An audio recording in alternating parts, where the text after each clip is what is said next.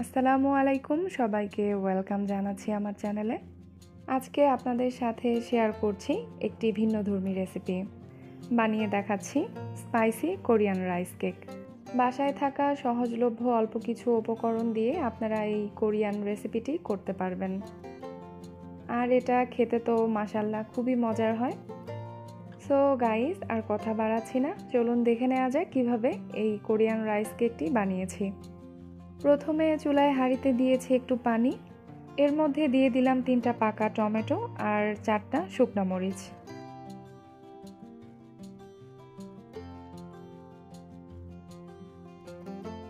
এখন ঢেকে দিয়ে টমেটোগুলোকে সেদ্ধ করে নিব। বলক ওঠার পর ঢাকনাটা খুলে একটু উল্টে পাল্টে দিচ্ছি টমেটোগুলোকে।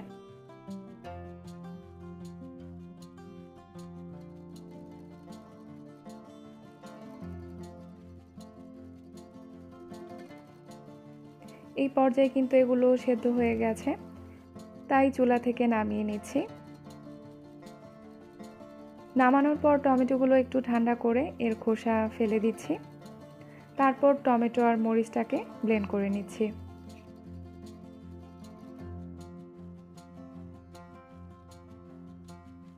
টমেটোর পেস্টটা সাইডে রেখে দিচ্ছি। রাইস কেক বানানোর জন্য এখানে চালের গুঁড়া নিয়েছি 3 কাপ। এখন এই চালের গুঁড়া দিয়ে একটা ডো অথবা আটার কাই বানিয়ে নিব। এর জন্য চুলায় হাঁড়িতে দিয়েছি 3 কাপ পানি, এর মধ্যে দিয়ে দিলাম হাফ চা চামচ পরিমাণ লবণ। পানিতে যখন পুরোপুরি বলক উঠে যাবে ওই পর্যায়ে চালের গুঁড়াটা দিয়ে দিচ্ছি।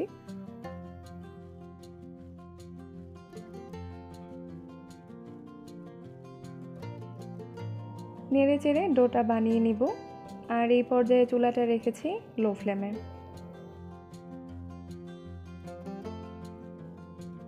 তো এই পর্যায়ে চুলাটা বন্ধ করে এটাকে ঢেকে রেখে দিব 10 মিনিটের জন্য। 10 মিনিট পর একটু গরম থাকা অবস্থায় হাত দিয়ে এই ডোটাকে মধ্যে সফট একটা ডো বানিয়ে নিতে হবে।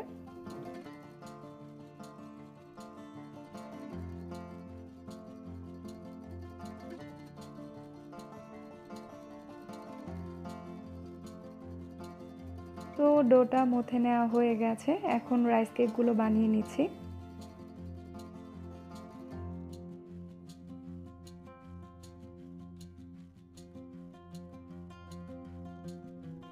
আমরা সেমাই পিঠা বানানোর সময় আটার কাই দিয়ে যেরকম একটা লম্বা রোলের মতো করি, ওরকম একটা রোল বানিয়ে নিতে হবে। তারপর ছোট ছোট পিস করে কাটতে হবে।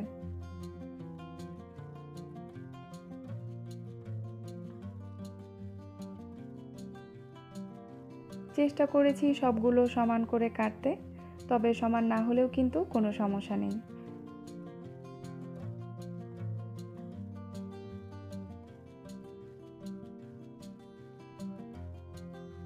তো সবগুলো বানানো হয়ে গেছে, এখন এগুলো ভাপ দিয়ে অথবা সেদ্ধ করে নিব।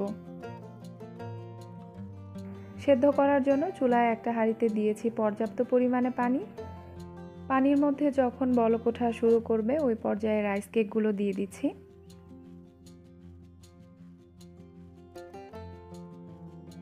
এই পর্যায়ে ঢেকে দেওয়ার প্রয়োজন নেই, মাঝে মাঝে একটু নেড়েচেড়ে দিতে হবে।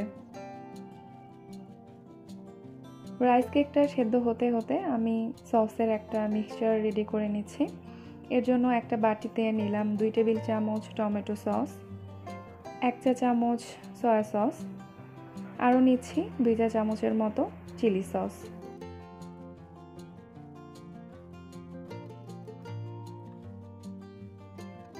নেড়েচেড়ে সব কিছু মিশিয়ে মিক্সচারটা সাইডে রেখে দিচ্ছি।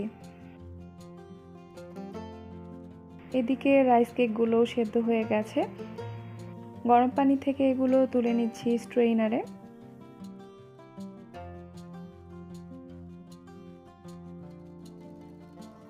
একটু ঠান্ডা পানি দিয়ে ধুয়ে নিচ্ছি।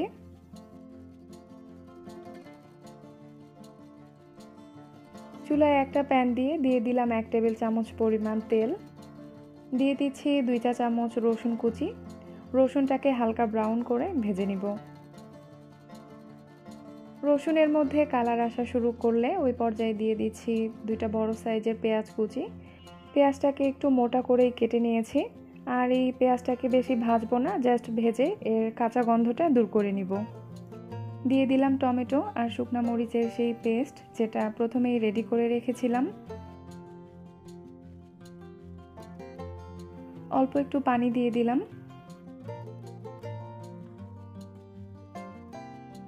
এখন এই টমেটোর পেস্টটাকে কিছুক্ষণ কষিয়ে নিতে হবে। লবণ দিয়ে দিচ্ছি 1/2 চা চামচ, চিনি দিয়ে দিলাম 2 চা চামচ, কালো গোলমরিচের গুঁড়া দিলাম 1/2 চা চামচ।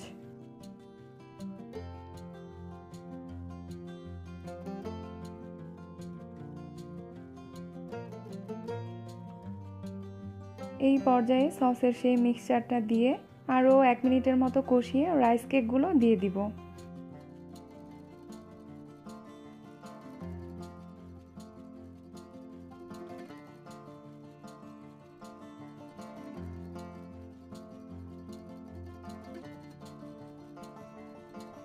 যেহেতু রাইস কেকগুলো সেদ্ধ করা, তাই খুব বেশি সময় নিয়ে এটাকে কুক করতে হবে না।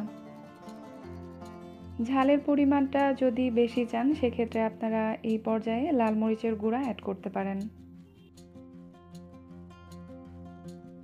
এই পর্যায়ে একটু পানি অ্যাড করেছি, আরও দিচ্ছি কিছু সাদা তিল। সাদা তিলটা অপশনাল, যদি হাতের কাছে থাকে তাহলে দিবেন, না থাকলে স্কিপ করবেন। আরও 4-5 মিনিটের মতো মিডিয়াম টু লো ফ্লেমে রাইস কেকটাকে কুক করে তারপর চুলা থেকে নামিয়ে নিব।